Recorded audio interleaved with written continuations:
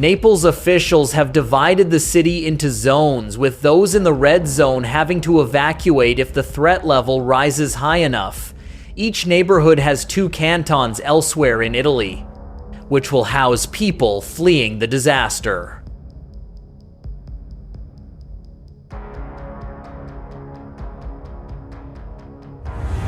Navigating Naples' chaotic traffic and clogged streets, it's hard to imagine how this might work in practice.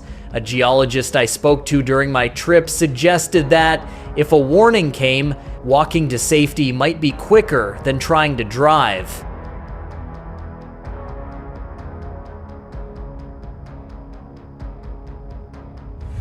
I visited the observatory, where geologists keep a 24-hour watch on Vesuvius and other volcanoes in Campania. The monitoring station, once on the slopes of Vesuvius itself, now operates from a nondescript office block not far from the city center.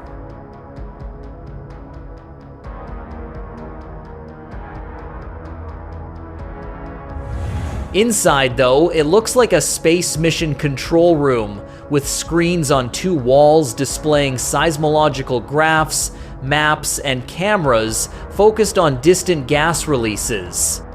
Here I saw signs of a much bigger volcanic threat than Vesuvius, which geologists closely monitor.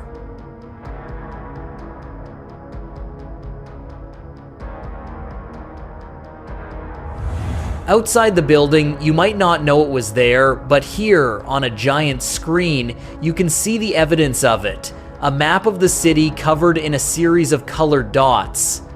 The tremors are caused by magma and gases shifting deep underground, and in recent years they have been felt all over Naples.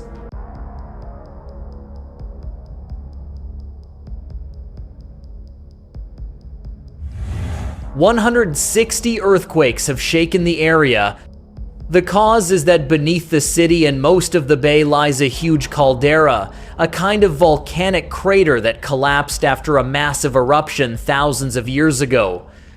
It is called Campi Flegrei and is 12-15 kilometers wide.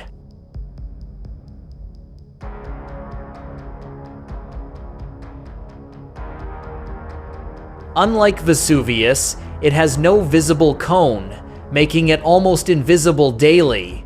Still, with so many people living on it, it is considered one of the most dangerous in Europe. One of the eruptions associated with it 39,000 years ago was so large that some of its material ended up in Siberia.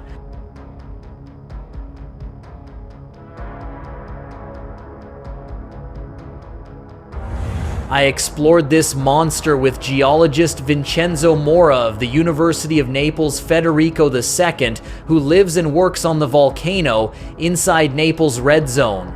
He picked me up from the train station on his scooter, and as we sped through the heavy traffic, I realized that he probably had a higher appetite for risk than I did.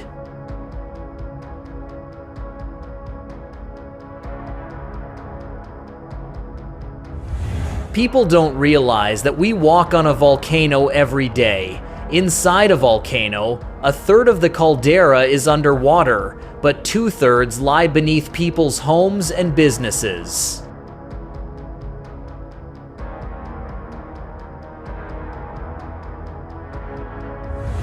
It's hard to see the full extent of Campi Flegrei. It's too big to know unless you're flying over the bay. But we stopped at one part of it, a spot called Solfatara, where Mora showed me a steaming, sulfurous white landscape, like the surface of an alien world.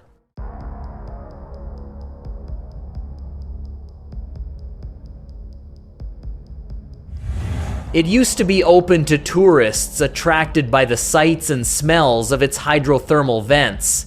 Still, a few years ago, it was closed when 3 family members fell into the crater there and suffocated. Many people assume that Solfatara is a volcano, but it's just one part of the Campi Flegrei.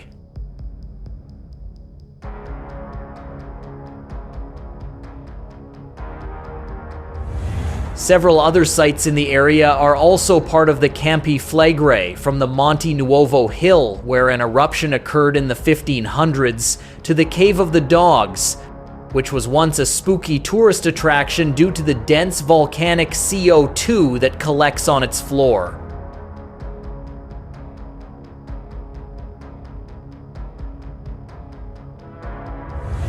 However, the widespread distribution of volcanic effusion means that where future activity will occur is unclear. Eruptions move around over time, so we never know where or when the next one will appear. And that certainly makes the Campi Flegrei more dangerous than Vesuvius.